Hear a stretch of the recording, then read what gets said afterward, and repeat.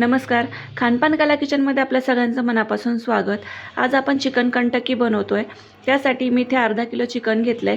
यामध्ये 3 चमचे अद्रक आणि लसणाची पेस्ट टाकली आहे आणि सगळ्या पीसला व्यवस्थित हाताने मिक्स करून लावून घेतलेली आहे.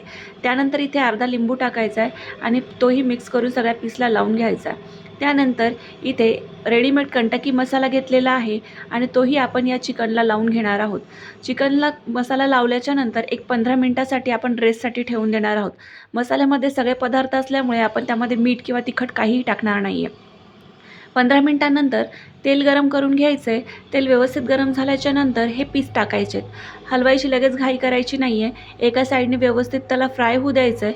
त्यानंतर फोर्कच्या साहाय्याने एक एक पीस व्यवस्थित पलटून घ्यायचा आहे आणि असा गोल्डन ब्राऊन रंगावरती आपलं हे चिकन कंटकी आहे ती फ्राय करून घ्यायची आहे. अगदी मऊ लुसलुशीत अशी कंटकी तयार होते.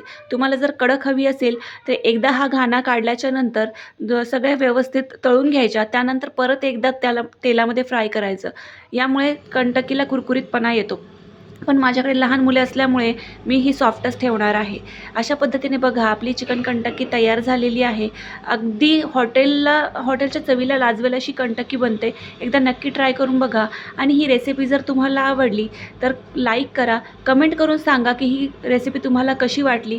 बघा किती लुसलुशीत झाली आहे. व्हिडिओ आवडला असेल तर लाईक करा, चॅनलला सबस्क्राईब करा. धन्यवाद.